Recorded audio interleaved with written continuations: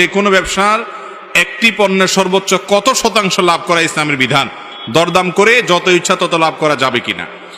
আপনি দোকানদার, আপনার কোন একটা জিনিস আপনি বিক্রি করবেন 10 টাকার জিনিস, সেটাতে আপনি কি 1 টাকা লাভ করবেন না 2 টাকা লাভ করবেন নাকি 5 টাকা লাভ করবেন, এটা একান্ত আপনার এবং ক্রেতা দুইজনের ব্যাপার, অধিকার। এখানে ইসলাম ইন্টারফেয়ার করে না।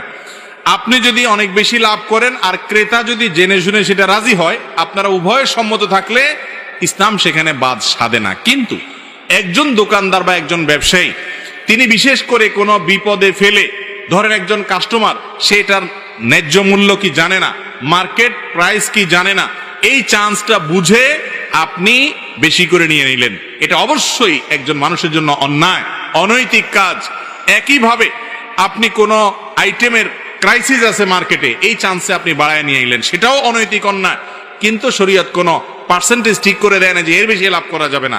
এটা ব্যক্তির বিবেকের উপরে ছেড়ে দিয়েছে, সেজন্য জুলুম না করে, অন্যায় না করে, মানুষকে বিপদে ফেলে যেন উপার্জন না করে। তবে চাইলে তারা উভয়ে মিলে এইটার যে কোনো দাম ঠিক করবে, সেটা তারা নিতে পারবে। শরীয়ত সেখানে কোনো বাধা দেয় না।